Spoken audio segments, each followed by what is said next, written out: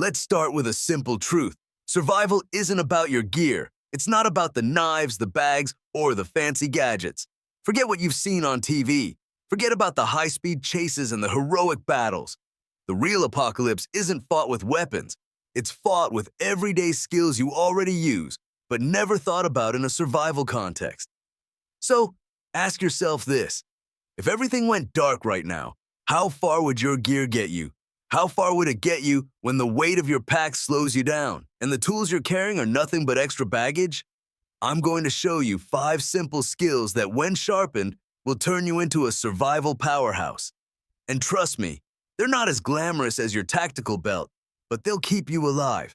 Let's dive in. Right now, you're thinking about the gear, the tactical packs, the knives, the survival gadgets. You've seen the Instagram photos, everything looks polished, ready for battle. But you're wrong.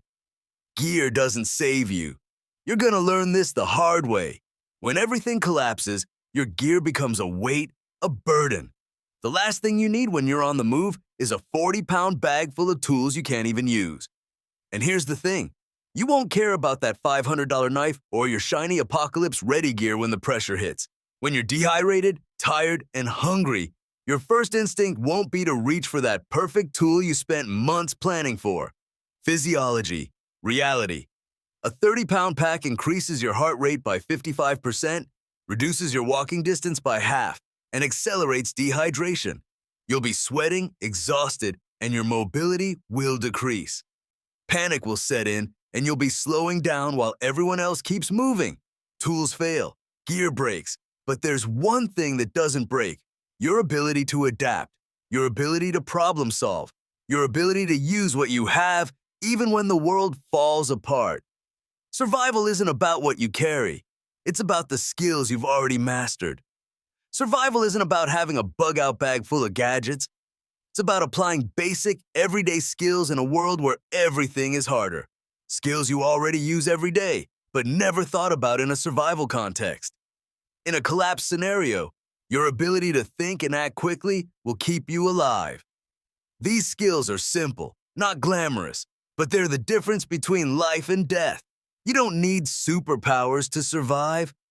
You need to turn everyday knowledge into life-saving actions when the stakes are higher than you've ever imagined. Scientific basis. Under pressure, your brain and body react the same way as they do in everyday life. Fear, stress, and fatigue will still trigger the same survival responses. It's not about being a superhero.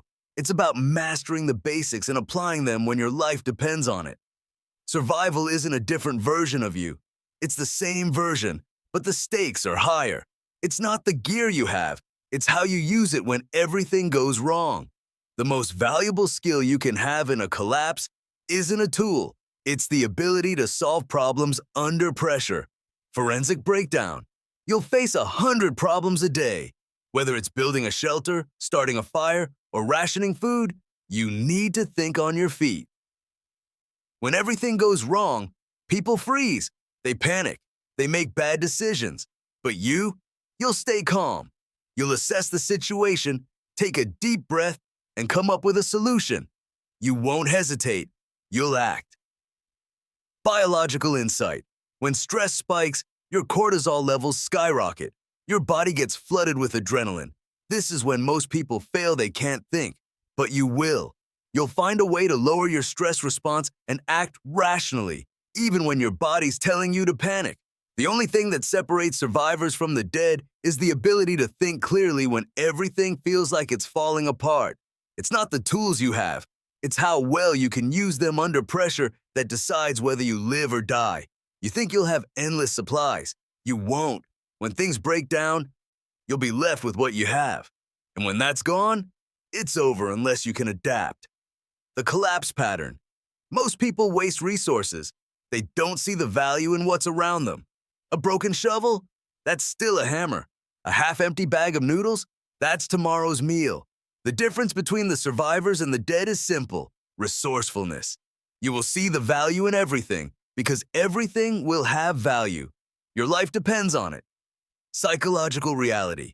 Resourcefulness isn't a luxury. It's a necessity. When you have no choice, Your brain will adapt. It will find solutions, even in the most dire circumstances. You'll look at broken pieces and see a working solution. That's the survival mindset you need to develop. The world doesn't give you extra. It only gives you what's in front of you. The question is, what will you do with it? You think survival is about brute strength, but it's not. The real battle happens inside your mind. Tactical breakdown. When collapse hits, the emotional weight is going to crush you. Fear, frustration, anger, they'll cloud your judgment. In moments of extreme stress, your brain wants to react. It wants to run, to fight, or to freeze. But the key to survival is controlling that reaction. The ability to pause, breathe, and think will save your life. Biological insight. When your body is under extreme stress, your brain's decision-making ability slows down. The best survivors know how to override that. You need to keep your mind clear. You need to stay in control, because once your mind collapses, so does your body. Your body can go longer than your mind can. Keep your mind in control, and your body will follow. You can't do it alone. The best survivors understand this. They build strong communities, networks of people who help each other survive. Forensic collapse breakdown. Isolation is death. You can't survive by yourself. Humans are social animals, and in a collapse, your ability to work with others will determine whether you live or die. A community of survivors will share resources, provide emotional support, and make sure everyone stays functional. Psychological reality. The best survival groups function like a well-oiled machine. They know how to manage conflict, distribute resources, and cooperate under pressure. You can't do that on your own. The person who thinks they'll survive alone is the person who won't survive at all. The person who survives alone is the person who doesn't survive. You're stronger together. Survival isn't about making the right actions, it's about making the right decisions. Forensic breakdown. In the chaos of collapse, every decision counts. A bad decision could cost you your life. Most people freeze, paralyzed by fear. They can't act. But the survivors? They make decisions quickly. They weigh risks and benefits in seconds, and they move. Biological insight. In high-stress situations, your brain's decision-making process becomes slow. You need to speed it up. The ability to make quick, informed decisions under pressure is your greatest asset. It's not about what's in your bag. It's about what you decide to do with what you have. You think you can wing it. You think you can just grab gear and figure things out. That mindset will get you killed. Cold truth. Most people die in the first 72 hours after a collapse. Not from zombies, not from violence, from dehydration, exposure, and bad decisions. If you don't know these skills, you won't make it. Tactical breakdown. Survival is about minimizing failure points. These 5 skills are your safety net. Without them, you're just hoping things will work out. That's not enough. Skills don't break. They don't fail. And when everything else goes wrong, these 5 skills will keep you alive. It's not the world that's falling apart. It's you. When the world crumbles, you're the first to crack. The real survival challenge isn't the apocalypse. It's how you handle your own mind when everything else is falling apart. The biggest killer in collapse isn't the environment. It's your fear. The collapse isn't out there. It's inside you. These 5 skills won't break. They won't run out of batteries. They don't require supplies. They're the foundation of survival, and they'll keep you alive long after everything else fails. When the world ends, the one thing you can't afford to lose is what's inside your head. Right now, how many of these skills do you actually know? If the grid died tonight, would you know how to keep yourself alive without your gear? And when you're forced to make decisions under pressure, will you freeze or adapt? Like the video, subscribe, hit the bell, and share this with someone who thinks they're prepared but hasn't learned the basics.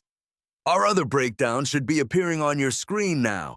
Watch them next, and I'll see you tomorrow with a new briefing.